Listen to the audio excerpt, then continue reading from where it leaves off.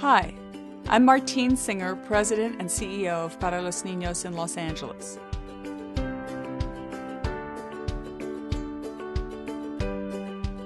California ranks, I believe it's 49th in per pupil spending compared to the other states. We have very, very poor funding for education in California. So in our charter schools, we rely on money that we raise from individuals and foundations to close the gap.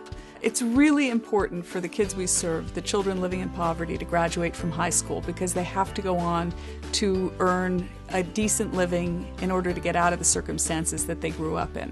So they need to go to college or have a career. We really hope that our children end up at four-year colleges. But the biggest predictor of whether they'll graduate from high school is whether they can read in third grade. And it's a very sobering thought.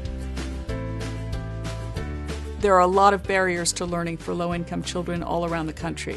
As a result, 85% of them can't read fluently by the end of third grade. And that's just an astonishing statistic because it means that they're much more likely to drop out of school and end up in low-paying jobs or homeless, having children too young, and of course incarcerated.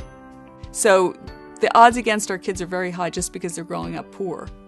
We have a huge task on our hands just to get them ready to learn. And we are succeeding at that, which is against all odds.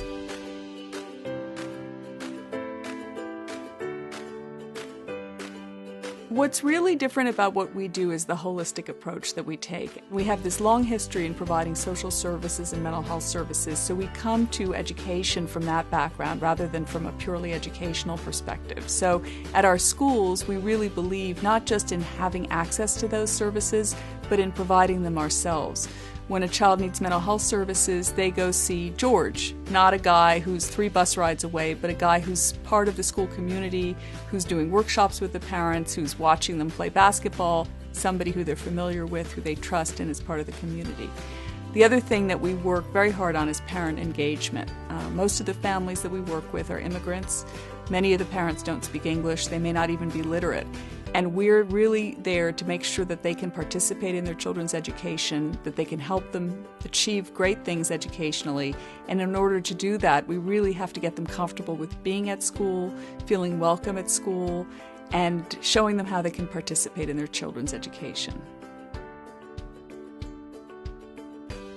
I want to thank you for investing in our kids, because with your help, they will become great Americans.